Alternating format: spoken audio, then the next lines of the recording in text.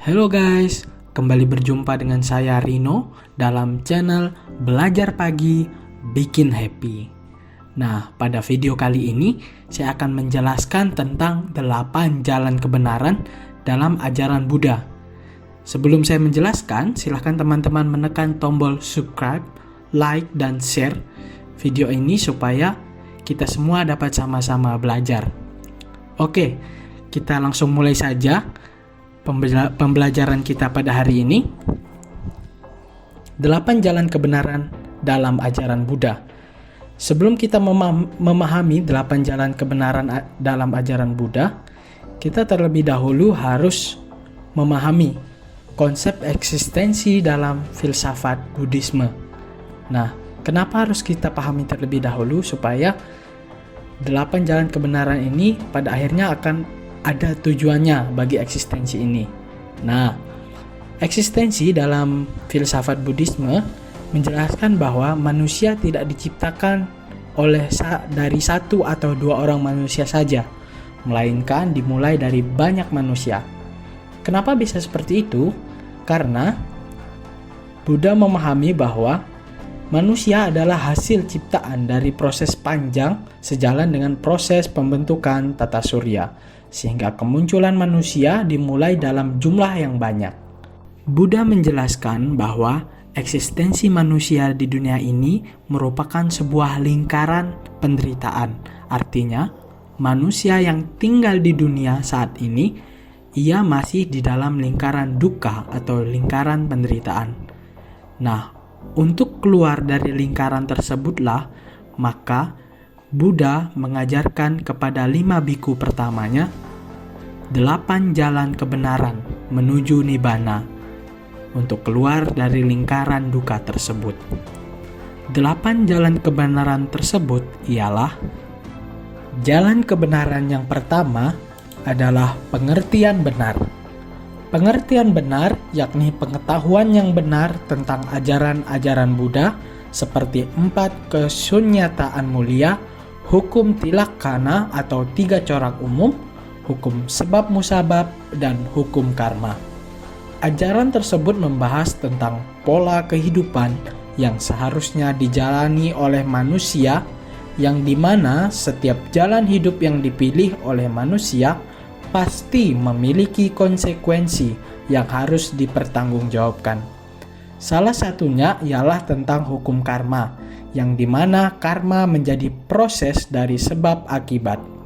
Sesuatu yang kita tanam akan kita tuai jika sudah waktunya. Jalan kebenaran yang kedua adalah pikiran benar. Pikiran yang benar ialah pikiran yang bebas dari pikiran-pikiran duniawi yang dapat merugikan diri sendiri dan orang lain, yang akan mengacaukan hidup bersama. Manusia untuk melepaskan diri dari pikiran-pikiran yang membawanya pada kekotoran batin, seperti pikiran dari nafsu-nafsu duniawi, kebencian, dan kekejaman. Pikiran ini menghambat manusia untuk semakin menyadari eksistensinya sebagai makhluk yang hadir secara khusus dari makhluk lainnya, karena pikiran-pikiran tersebut menghambat manusia untuk terus hidup dalam moralitas yang benar. Jalan kebenaran yang ketiga adalah ucapan benar. Ucapan benar merupakan sebuah usaha yang harus dilakukan dalam menahan diri dari dorongan untuk berkata bohong, memfitnah, berkata kasar kepada sesama, serta memunculkan percakapan yang tidak bermanfaat, yang mana semua dorongan itu bertentangan dengan moralitas dan membuat diri semakin tidak bijaksana dalam membina diri. Ucapan yang dikatakan benar apabila sesuai dengan keempat syarat dasar, yaitu beralasan, benar, berfaedah, dan tepat waktunya. Dengan kata lain, ucapan yang diucapkan oleh setiap manusia haruslah menunjukkan bahwa manusia tersebut ialah makhluk yang berakal budi. Kejujuran adalah tujuan dari upaya ini, sebab kejujuran merupakan sebuah karakter positif yang diharapkan muncul dan berkembang pada diri setiap individu. Jalan kebenaran yang keempat adalah perbuatan benar. Perbuatan benar dimaksudkan pada setiap usaha yang dilakukan manusia dalam menahan diri untuk tidak melakukan tindakan-tindakan yang merusak moralitas dirinya sebagai manusia, seperti membunuh, mencuri, melakukan pelanggaran-pelanggaran asusila, menyampaikan perkataan yang tidak benar, dan merusak diri sendiri dengan menggantungkan diri pada obat-obatan atau cairan yang dapat melemahkan kesadaran. Jalan kebenaran yang kelima adalah pencaharian benar. Pencaharian benar berarti berupaya bertahan hidup melalui mata pencaharian yang tidak merugikan orang lain atau bahkan menimbulkan penderitaan bagi makhluk lainnya. Dengan kata lain, mata pencaharian tidak hanya menguntungkan diri sendiri saja, melainkan juga memberi manfaat bagi makhluk lain sebagai bentuk keadilan dan kemakmuran bersama. Sehingga manusia dapat terhindar dari pencaharian yang salah seperti penipuan, penujuman, kecurangan, dan pemerasan. Jalan kebenaran yang keenam adalah daya upaya benar.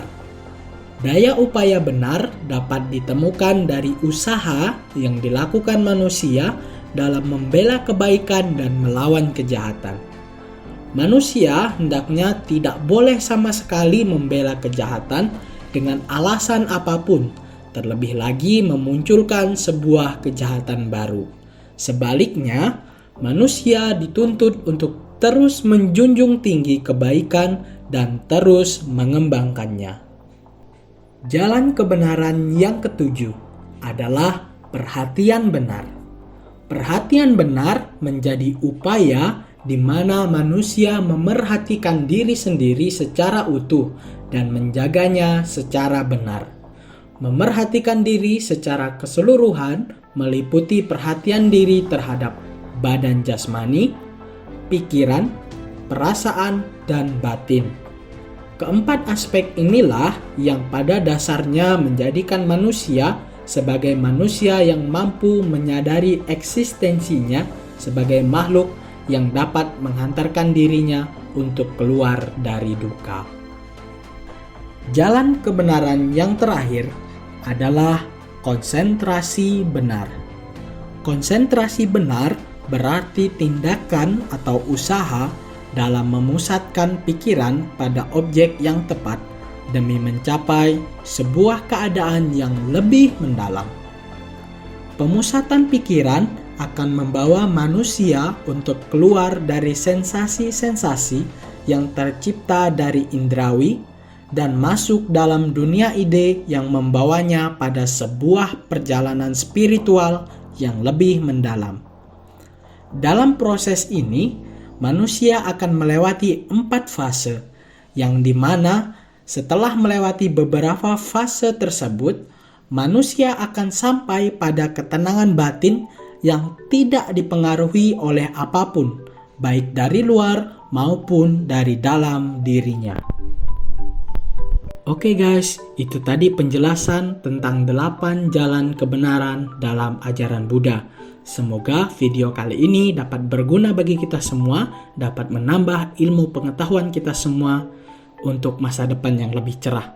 Jangan lupa ya, like, subscribe, komen dalam video ini supaya channel ini dapat semakin berkembang dan dapat semakin berguna bagi kita semua. Oke, sampai jumpa.